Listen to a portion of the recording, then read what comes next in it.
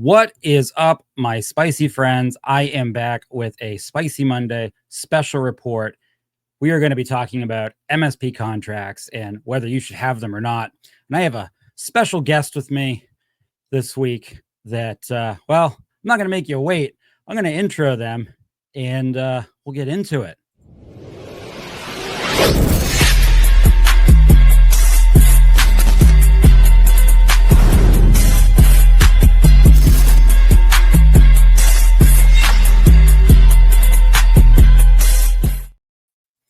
All right, Dustin Bolander, welcome. Good to have you back.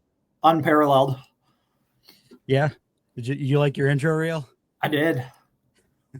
That was great. So I have an important spicy question for you before we get started. Should MSPs have contracts? Yes, it is even more important than having insurance. There you go, friends. All right. Great special report. See you next time.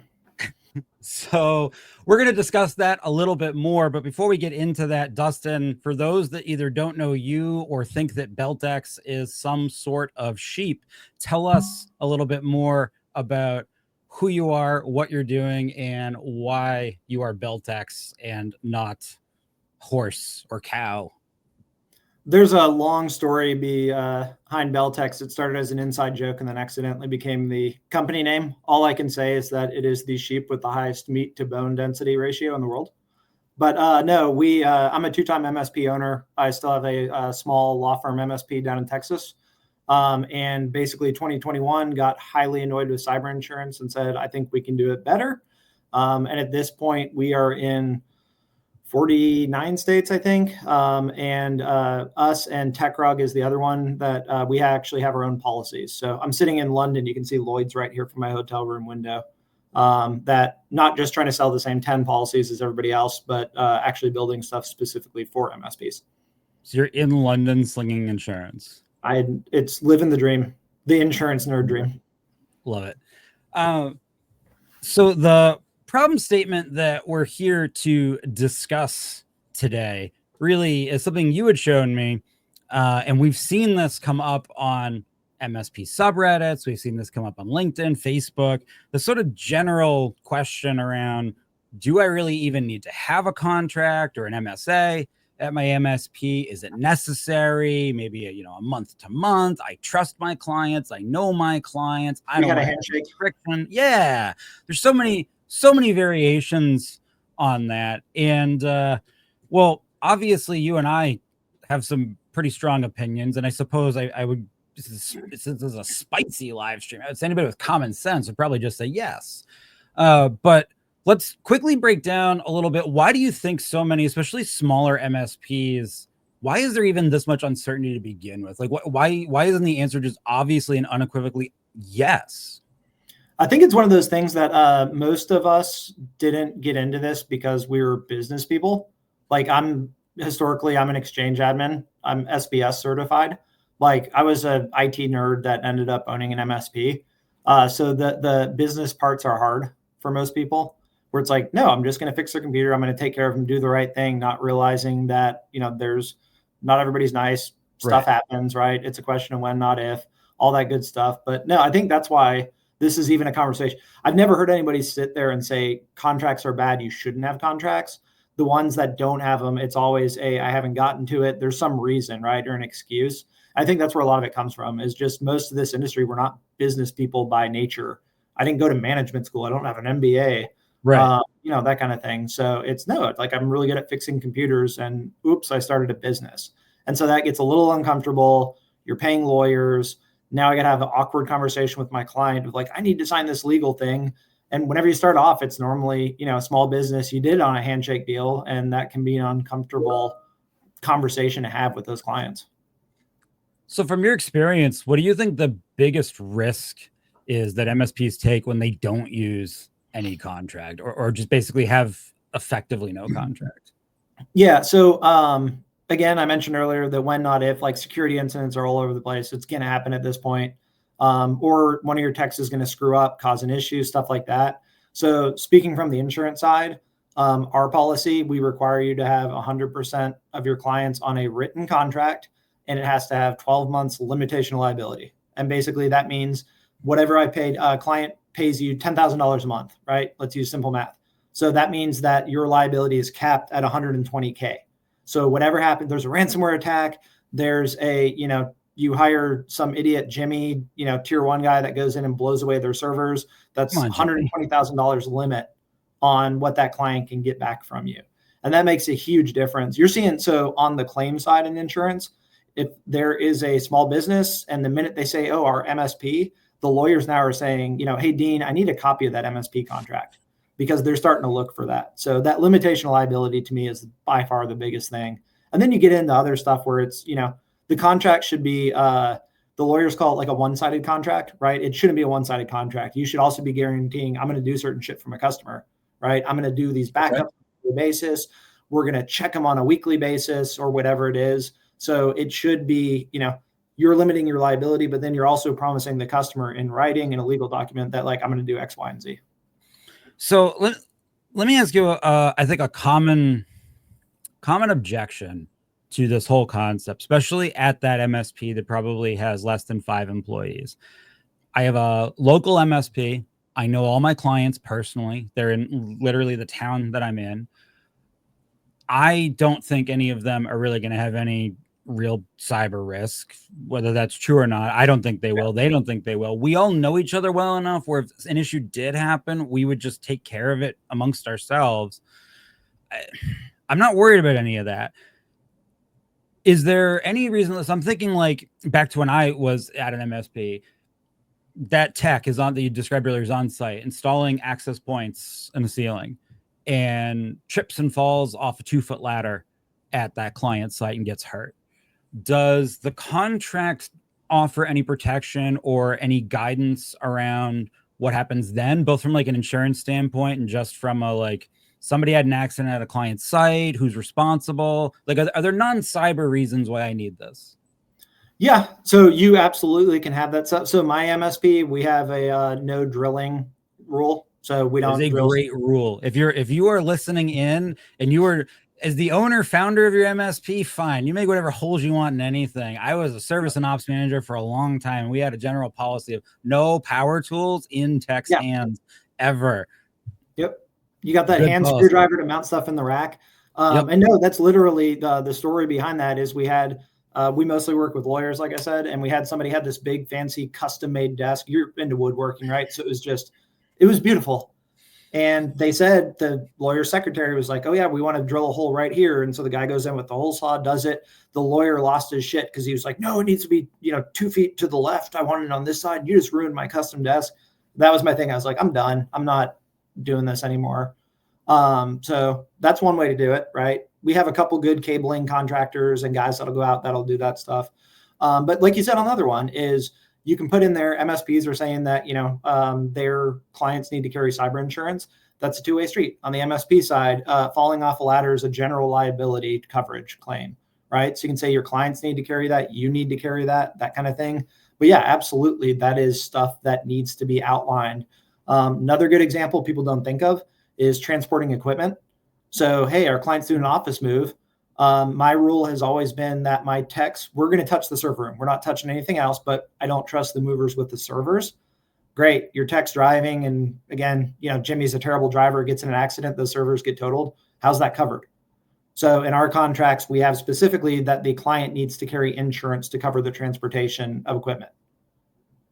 So yeah, absolutely. On all that stuff, man. It's the contracts are there. And my running joke on all that stuff is I can go through every little clause in our contracts and be like, oh, let me tell you the story behind that one, right? Is I've done a really good job in this industry learning the hard way.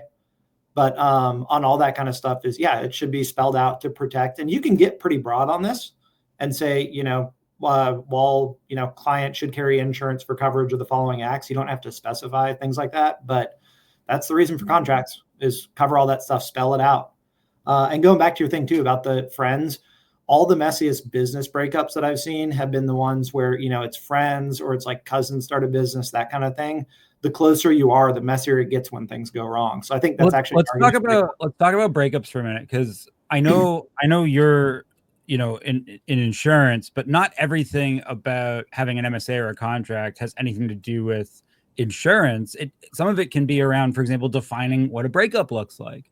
Yeah. And a common reason to have a contract is to either explicitly contain or actually explicitly exclude exit terms from that agreement.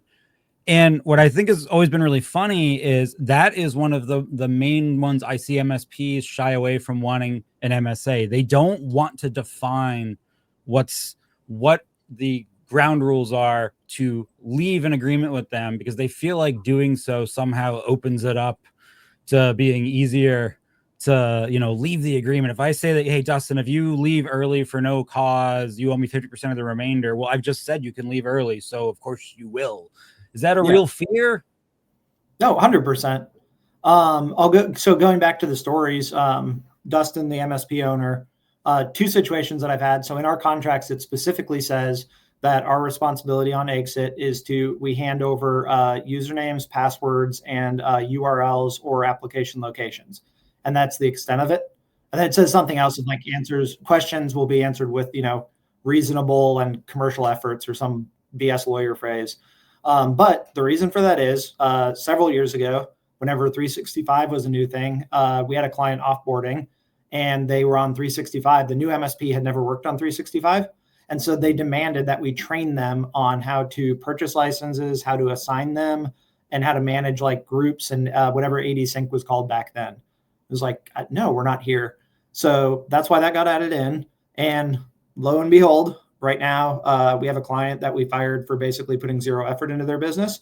The new MSP was like, oh, we do law firms. And the other day they told me that we are a bunch of assholes for not providing them training on iManage because they've never worked on it before. Like 60% of law firms have iManage. So if you're in the Austin area, don't do business with Dustin, because he will not train the new MSP on iManage. No. Terrible MSP. Zero. I was able to point to the contract and I said, This is why my tech told you no. Here are the logins.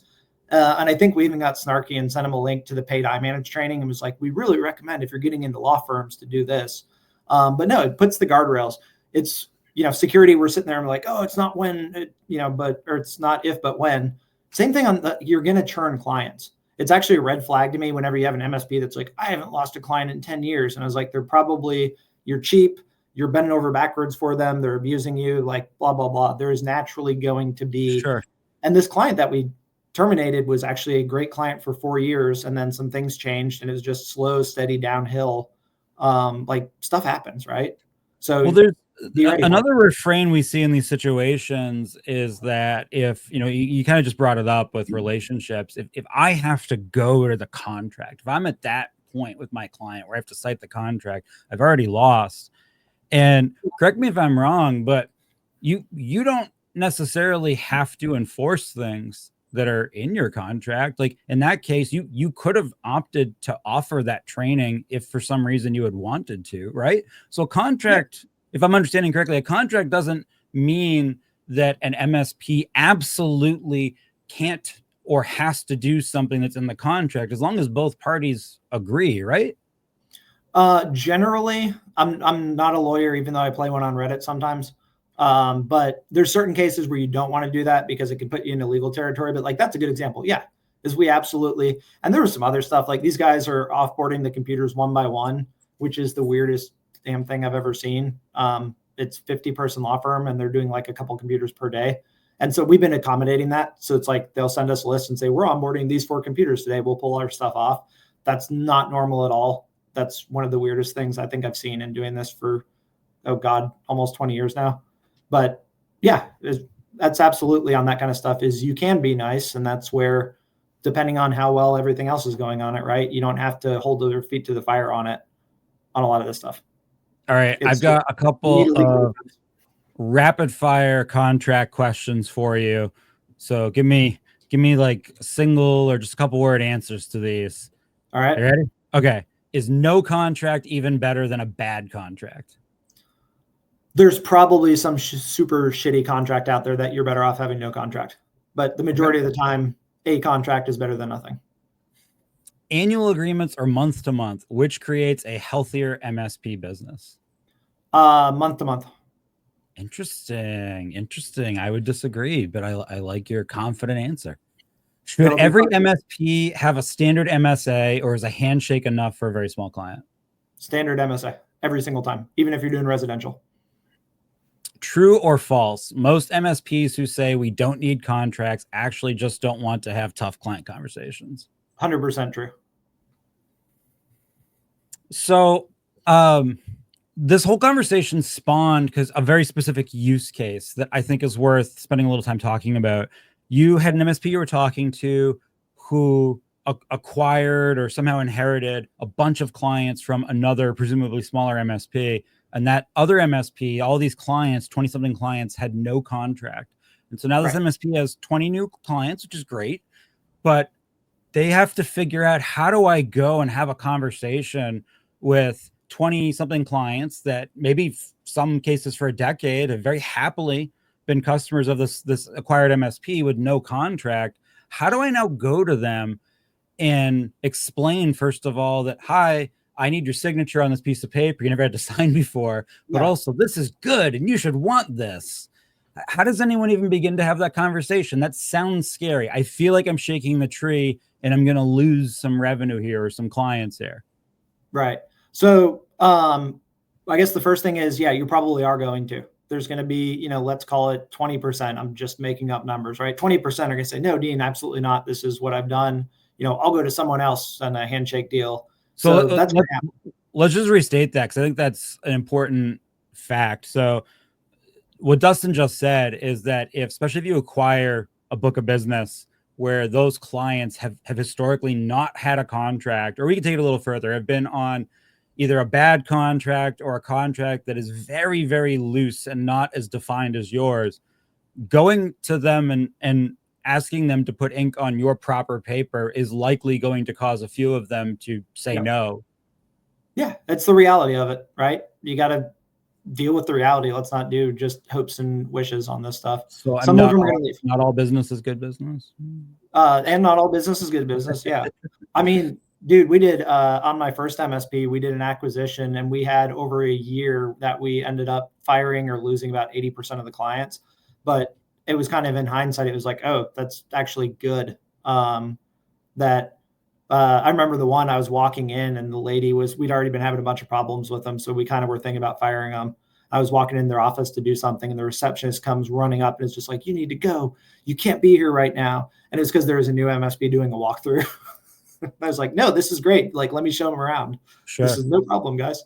But yeah, you're going to have some that leave on that. And that's just, I'm not going to say good or bad, but that's part of the reality that you're going to have to face. But no, on the rest of them that's where I said earlier, if you go in with a one-sided contract, you're like, Dean, look, this is going to lock you in for 3 years with annual 10% price increases, blah, blah, blah. Then yeah, as a business owner, it's going to be sitting there going like, what the hell? But what you should do, you said earlier, right? Is it to the client's benefit? What do you promise in there? Is then you can say, no, hey guys, this is a contractual agreement that right now is like, yeah, we did a handshake. I'm doing your backups. I have your security, but this is putting in writing. This is a legal guarantee that we are going to be doing that. And, here at Crabco MSP, we take all this stuff really seriously. So I want to give it to you in writing and not just a handshake. You're an honorable guy. I am too. But, God forbid something happens, your insurance or a client sues you because of something like that. Like, I'd like you to have this in writing that this is what we're doing for you as a legal guarantee. And I think there's some other beneficial reasons to go about this process, even if the MSP you've acquired has existing contracts that are assignable, where you can now take them over without getting any new ink on paper, which is fantastic. And if you are, by the way, a quick side note, if you are ever looking to be acquired, make sure your MSAs are assignable, and a lawyer's put that verbiage in there, because that does make it a lot easier for the acquiring entity to go, oh, I don't have to rush out right away and churn potentially 20% of this business because I have to get new ink on paper. But even if they are, I know plenty of MSPs. It's happened at my MSP where going back and having this conversation about either a contract where there was no contract or a new contract when that conversation had not been had sometimes in years, it often caused us to realize that there were quite a number of services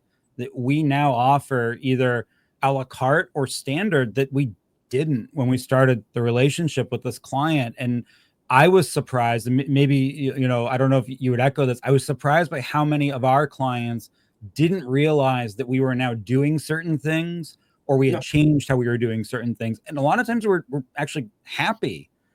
Have you experienced that? Oh yeah, absolutely. On things of like, oh, we're guaranteeing that we're doing this now, or one of the ones we did recently was we didn't specify the products, but we did add in what the specific technologies are that we're providing, right? Is that Clear Guidance is my MSP. Clear Guidance will install MDR on all company owned and managed endpoints, right? And so it's like, hey, we're rolling this out, or 365, the ITDR or whatever, you know, it's called now. Basically the MDR for 365 is that's in the contract now too, that we're going to roll that out. And that's a two-way street, right? They have to let us roll it out. It's baked into the price. So some psycho out there will push back on it. But yeah, it's like, hey guys, this is what we're doing for security. And that helps too if you're slowly adding stuff on. Dean, hey, it's been 18 months. I need you to sign this new contract so we can put this new service in for you. If you step back into your hat as an insurance provider, when you come into a situation where you're advising or helping an MSP that has contracts like that clearly state that we are obligated to provide this security technology and the client has agreed to allow us to do it, does that change the equation for you as an insurer or for insurance companies in general versus an MSP who doesn't have that in their contract? No, it should. But the real answer is no. For the most part, insurance is still figuring out. I mentioned TechRug earlier. They are in deep on contracts more than anybody else, including Beltex. So there's some language that they may have in there. On the rest of it, we require that 12 months liability, the indemnification. That's really as deep as insurance goes at the moment. So it's one of those of like, they know it's a good idea. It may come up in claims, but it's not something that's being actively pushed outside of TechRug maybe bringing that up. I'm not sure.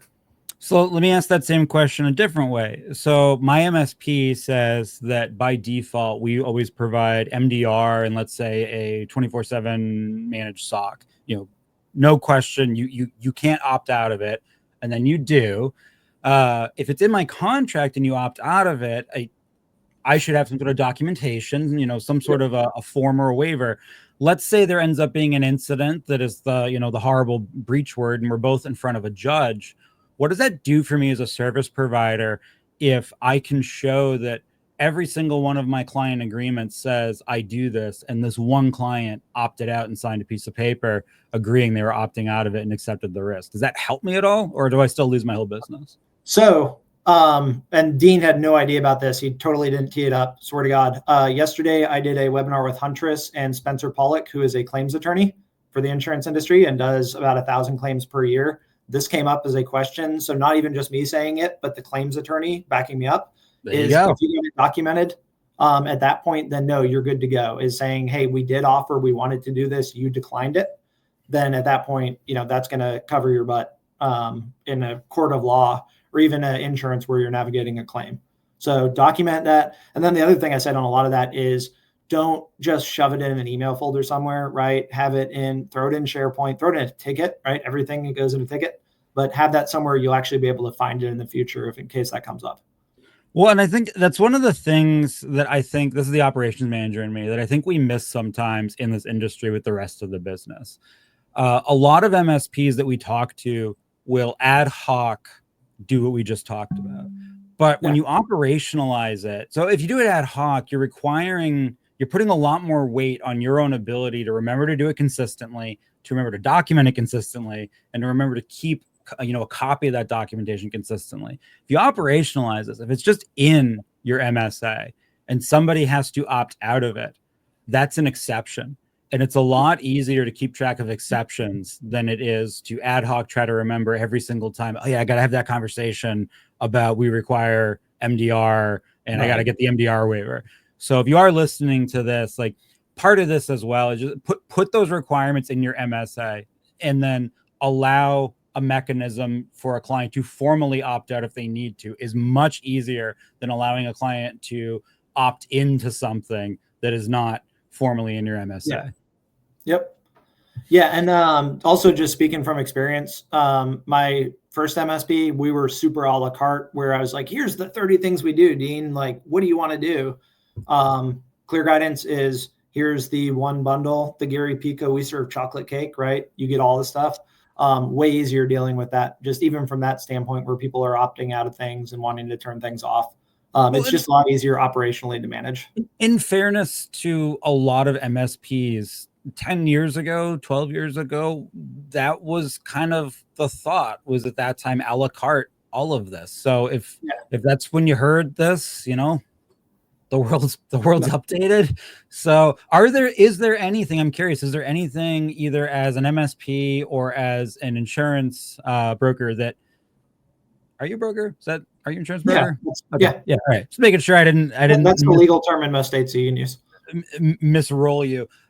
Do you find that there are any relatively common services or products that MSPs still tend to keep as an a la carte add-on that they don't just always include? Man, I'm even seeing, I saw one the other day that was MFA was an optional thing, which kind of blew my mind. I wouldn't think in this day and age. Yeah. But generally, like once you kind of get into security awareness training, for the most part, I feel like is kind of standard at this point.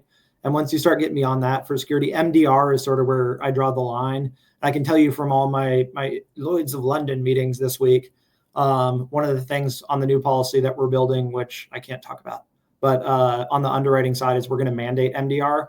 And so that immediately with everybody, we met with one of the biggest cyber carriers yesterday, and they said, well, that would be a gold standard for underwriting. So that's kind of a line that I think is a pretty reasonable place to push most clients to. I mean, you get out there and you can start getting it for, $2, $3 a seat on the MDR side. That's awesome. And the real world impact of it's pretty amazing. So to me, that's kind of where I generally see. Below that, security awareness training, MFA, stuff like that. I think most MSPs are doing a decent job at this point. And then whenever you start getting into the true 24/7 butts and seats, MDR, SIM, things like that is where it starts to get really a la carte. This was a couple of years ago, but our MSP log aggregation and monitoring was a la carte. Our typical verticals, it wasn't a requirement. Same thing with like external pen testing service, could be added on a la carte. We certainly didn't mandate that. And that's the other reason why this whole idea of being comfortable with having conversations about your contracts are important. The industry changes very quickly. And there are things 10 years ago, nobody on this call would have said confidently that I make MFA a mandatory component of my MSA. We probably would have been saying at that point, we started to offer it and we started trying soft enforcing it. And now you would almost get laughed out of a room if you said, I'm an MSP and I don't, at least mandate MFA and allow my clients to sign red line. I'm not going to do it. Things change and the industry changes. Your retention policies, your ability to keep and do backups is so much more robust now, even if you're a one-man shop, than it was 5-6 years ago. So you have to make sure that you're comfortable having this conversation with your clients, because sometimes you have clients on contracts and just the contract needs to be updated to be appropriate for, what's changed in the industry to protect both of you. So I have a question in terms of just updating contracts or including things. From the insurance angle, what's the number one clause you wish every MSP had in their contracts to avoid messy claims? So I said earlier, the limitation of liability piece, I'm not going to reuse that though. The other part that I would have in there is to have them mandate that they carry their own cyber insurance. So whenever something happens, an incident, a claim, a breach, whatever you want to call it, happens, they're going to be pissed off. There's going to be costs on it. So as an MSP, hey, great, Dean, you know what? We're going to come in and we're going to get you fixed up. Cool, right? Let's say you're the most elite MSP in the world. It was a ransomware attack. You contained it. You restored them. You're a badass. That's great. Okay, now at that point, well, Dean, my contract says that, ransomware attacks are out of scope. So here's your $14,000 bill for we just spent all weekend. Client's going to be mad about that. Plus they were down for 3 days. That's never, even setting expectations, having it in the contract, that's never going to be an easy conversation. And they're probably going to still tell you take a hike in a lot of cases. So insurance gives them somebody to be mad at, is what I always joke about.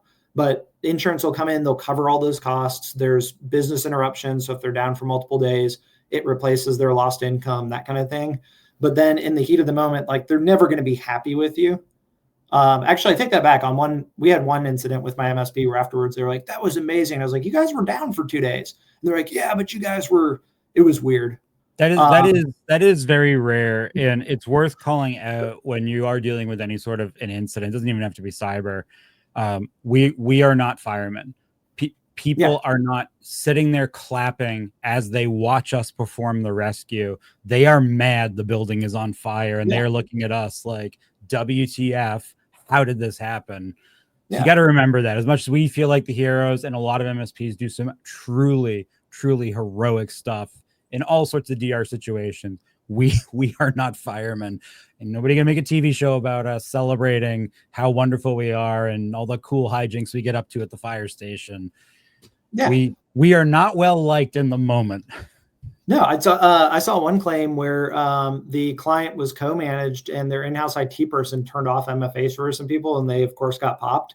And then it was one of those of like, they're telling the MSP, it was like, why would you let us do that? It's like that Trevor Noah meme where he shoots the guy and he's like, why would you? That same kind of thing. So yeah, they're always going to be, so the insurance kind of gives them somebody to be mad at, so to speak, covers the costs. And then the other part, Chris Lair, Solus Security, CFC, he's really well known in the MSP space. But he'll get up there on stage and do these presentations about incident response. And he said, even if you're the best MSP in the world, you'll never be half as good as my team that is sitting here doing this nonstop day after day. Right. Because there's just a massive difference it's the same thing. The incident response guys kind of annoy me sometimes because they talk, oh, this MSP screwed up. Very pedantic.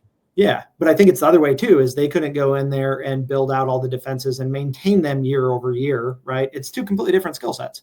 They're very adjacent, but so that was long-winded. I just went on a ramble, but important thing, get that limitation of liability in there. And then after that, require your client to carry cyber insurance, because that will make your worst day a little bit better.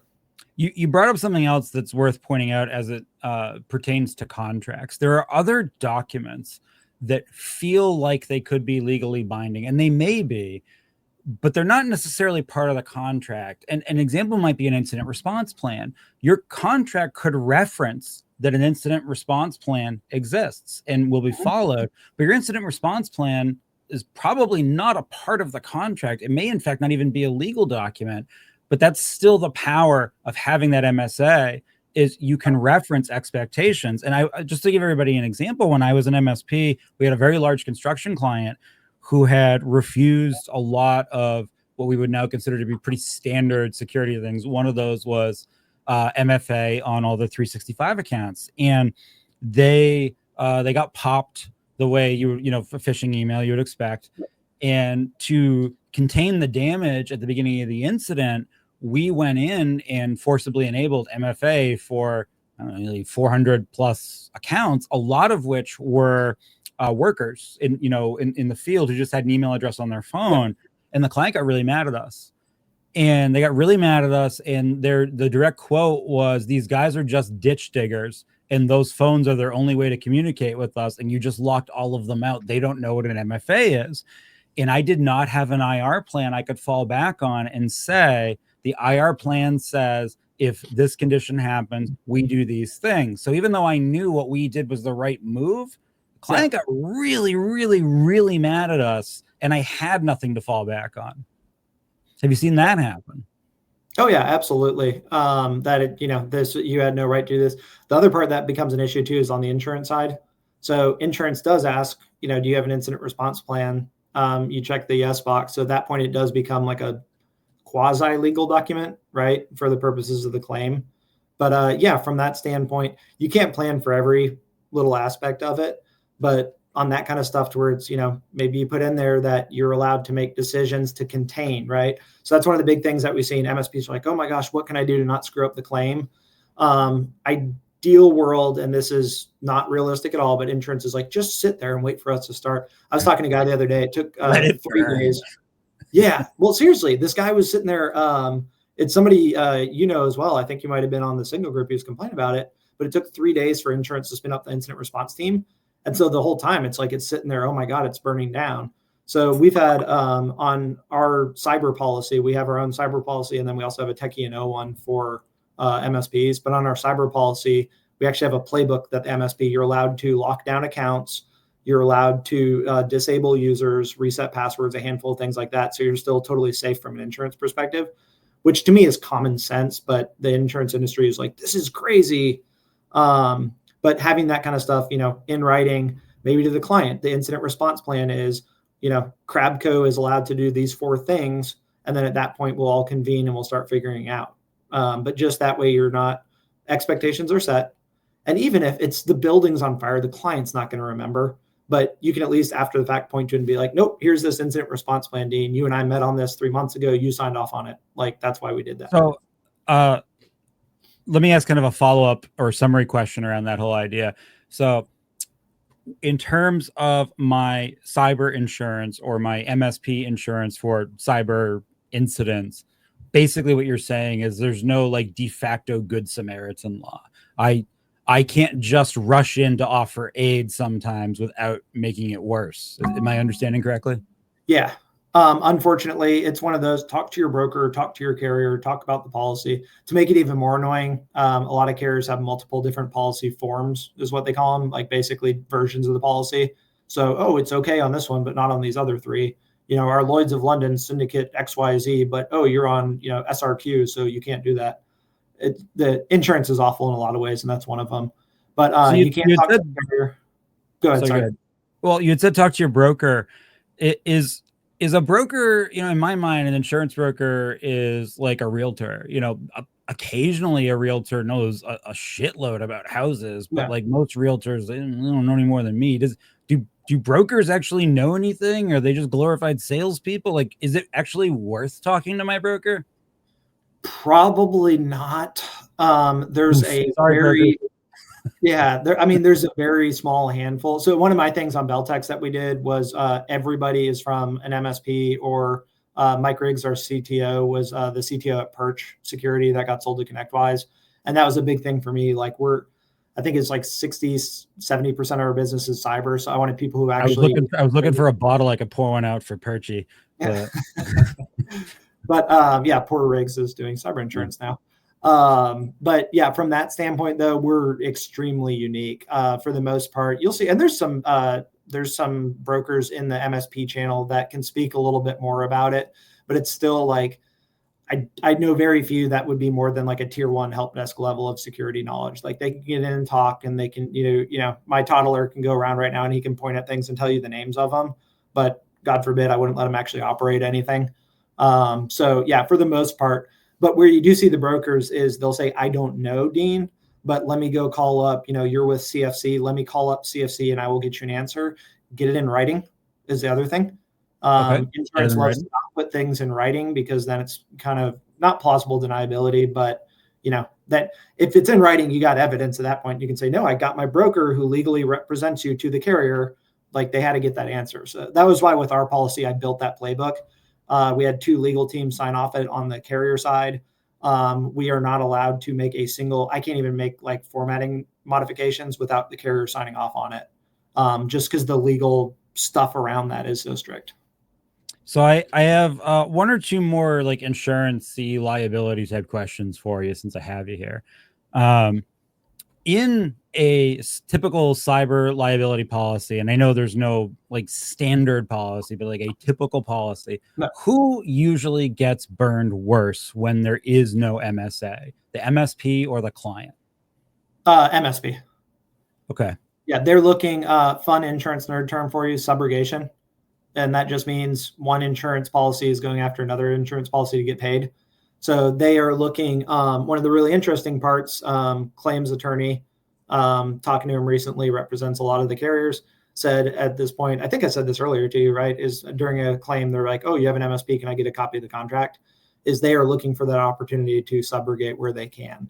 So if you're MSP, it's not as bad as everybody makes it out to be, where it's not like, oh, Dean, like, you did everything perfect, screw you. But if there are major missteps, then the carrier is going to look to go after your insurance policy to try to extract money out of it. So that's where that contract is your defense, right?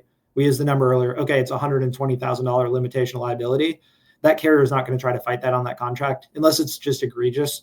But at that point, they're going to go to your insurance and say, hey, cut us $120,000 check because your MSP failed at backups kind of thing. So we all know, and I feel pretty confident saying this. I think the entire industry knows that there are templates for a lot of contracts. We've seen in the last few years a rise, especially around like compliance, of templated documentation libraries, and of course now with ChatGPT and how good some of these LLM models have gotten.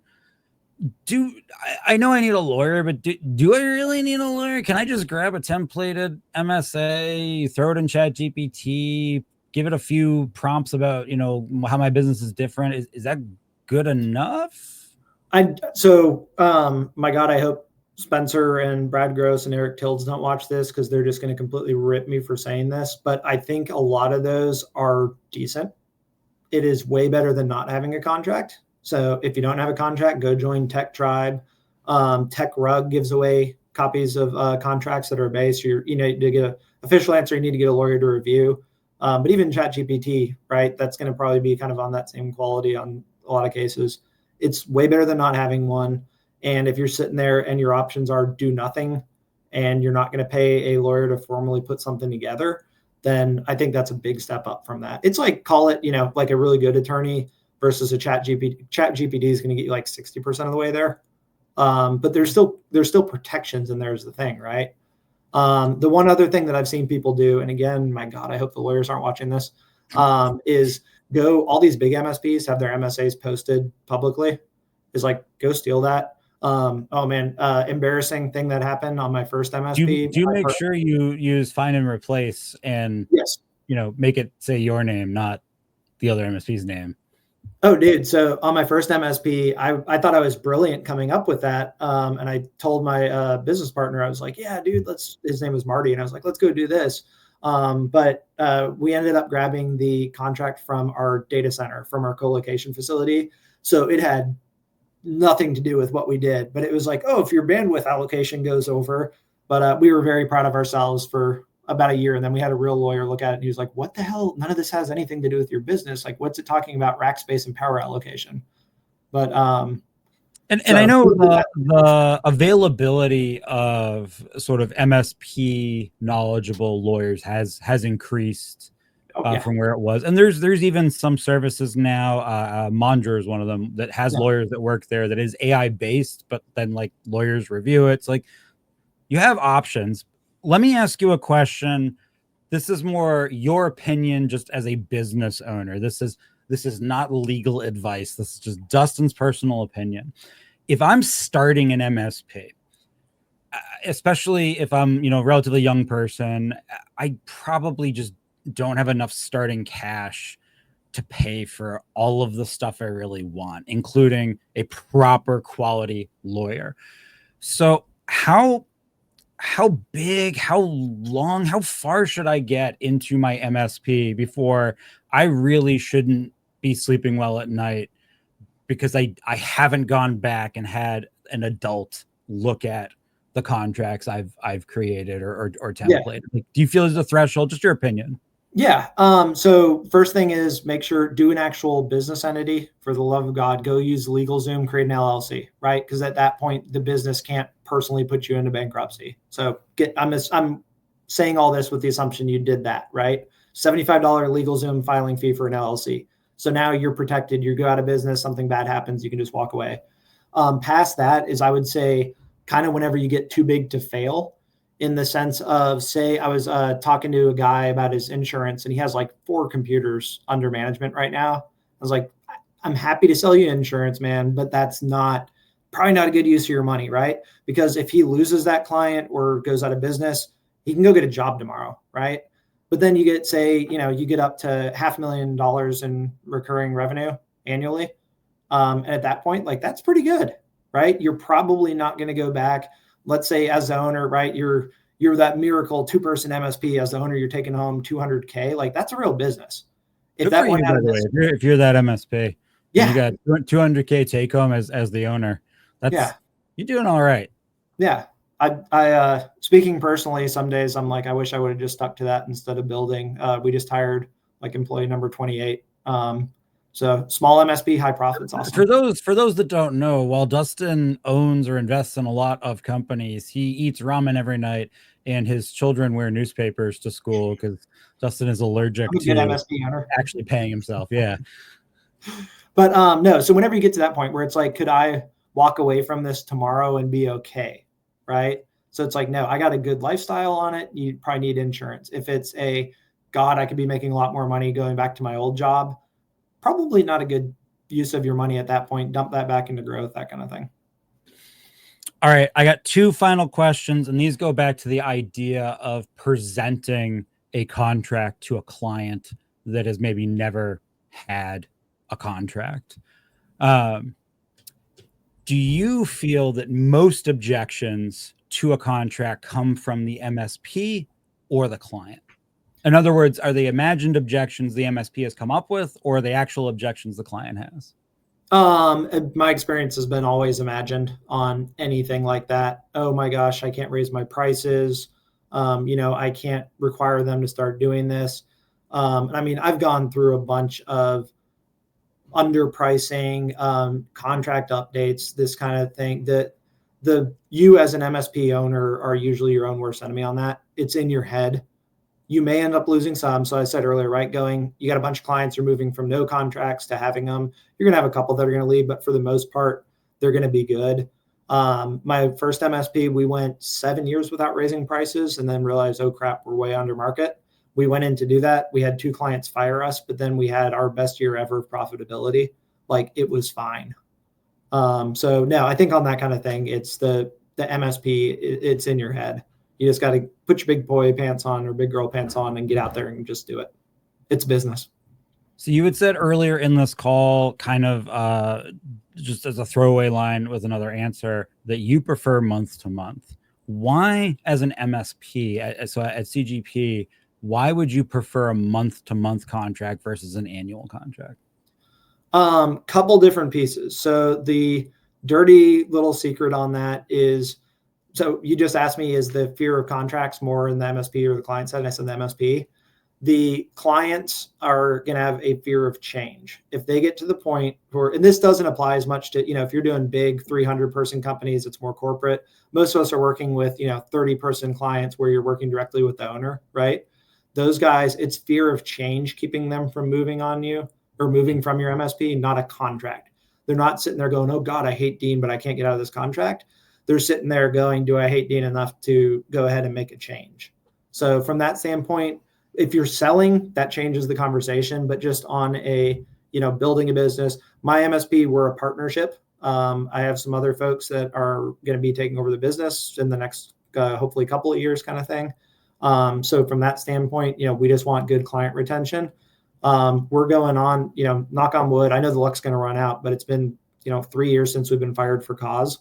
And that's on month to month because we're doing a good enough job is the way that I would put it from that standpoint, right? It's not, oh, they're locked in a contract. And then the reason to do that, so it's like, okay, that's not keeping them from leaving. But the other side is it's a huge competitive advantage during sales to say, Dean, I'm so confident in the service we deliver. I'm not even gonna have to lock you in because I know you're not going to leave. It's a lot of MSPs say that, and I'll offer an operational thought about that in a minute. But that was the answer I was hoping you would give. If you are that MSP, think about that. You already feel that the level of service you're providing is good enough where you're willing to take the risk month to month that somebody won't renew the next month. Then don't let it get in your head that you can't go talk to someone else that you're working with that doesn't have a contract and put them on one. If you're delivering that value, 90% of the clients you work with, this new group is going to see that same value. So just have that confidence in the quality of the service that you provide. And if that makes it easier, right? Say you got all your other clients on a 1-year contract or 3-year, or like 5-year, good for you, right? It's okay, baby steps then. I'm going to go into these guys that are not on a contract at all. And I'm going to say, hey, Dean, I'm going to make it really easy. It's month to month. I'm not locking you in, right? Get them in easy just to have, at that point now, congratulations, you have the liability protection. So the other piece that comes up a lot too in the contracts, this is a fun going full circle, that, it's, well, I got to make my costs back and all that. I said earlier about the MSP owners being scared to death of their own stuff. Dean is actually the one who beat this into me finally after like 2 or 3 years, I think. I used to waive onboarding fees every time. I was just like, come on in, that kind of. My sales director told me the other day, in the last 2 years, you're gonna be really proud of me, Dean. The only one since I told him, I was like, Dean said we need to stop waiving onboarding fees. And so that's the new rule. We've had one single onboarding fee that we discounted by 50%. Every other thing we do first month's rent is what I call it. So $5,000 MRR client, we do a $5,000 onboarding fee. Every single, and we're onboarding 1 to 2 new law firms a month. Every single one in the last 2 years, we've charged full onboarding fee, except the one we discounted by half. And that was because they just paid us like $15,000 to do a full audit of their environment. Generally speaking, if you are not great at selling, which is most small business owners, it is easier to overcome, redirect, or manage a no than it is to convince someone to give you a yes. And so the onboarding concept goes back to the same thing with MSAs and having things in your MSAs. If you mandate that we always do this, it's much easier to work through a client who goes, well, I don't like that, than it is to try to convince somebody to say yes to something that is not just mandated. So if you want an operational reason to include more stuff like that, you can always cross it out. It's a lot harder to pencil it in. Right. Yeah, you can walk it. And that's one of those, I don't think that kills deals. I think that's where people will come back and say, you know what, Dean, that's a lot, blah, blah, blah. Like you will get that second chance at bat. It's not going to be, we want somebody else because your onboarding fee was so high. It does happen, but not very frequently. Also, I was hoping you would tell me you were proud of me, but I guess that's not. I am not going to be proud of you until I'm convinced that you are turning a profit every quarter and paying yourself an appropriate salary someday. Next time on Spicy Monday. Well, it has been a pleasure having you on, Dustin. I always love your opinions on the industry. Where can people find you or see you next talking about insurance? Probably on Reddit, but also LinkedIn's easiest place. Dustin Bolander is not a common name at all. I believe there is a Michigan Division III basketball player, if I remember correctly, and me, and that's about it. So if MSPs want to learn more about Beltex, how they do Beltex that? INS as in insurance, beltexins.com. And if you search Beltex Insurance, I think we're even like the 3rd search result for Beltex now. There's a couple of sheep associations and then us. It's my potato computer here. We'll put this up on screen. It's going. It's trying hard. I don't know what's going on there. Oh, well. I was trying to put, but there we go. Hey, there we go. So beltexins.com, and I don't know, Dustin will sell you stuff. Yeah. I still don't quite know. There's a contact form that still emails to me and Richie, who runs our cyber practice. There you go. So fill it out. If you have questions, you want to talk more to Dustin, or you want to tell him how wrong he is, go to the Beltex website, fill out this form, and down in the message, let him know you saw him on Spicy Monday Special Report. You think he's wrong about everything. He's stupid, and you're going to give all your money to TechRug or one of his other competitors.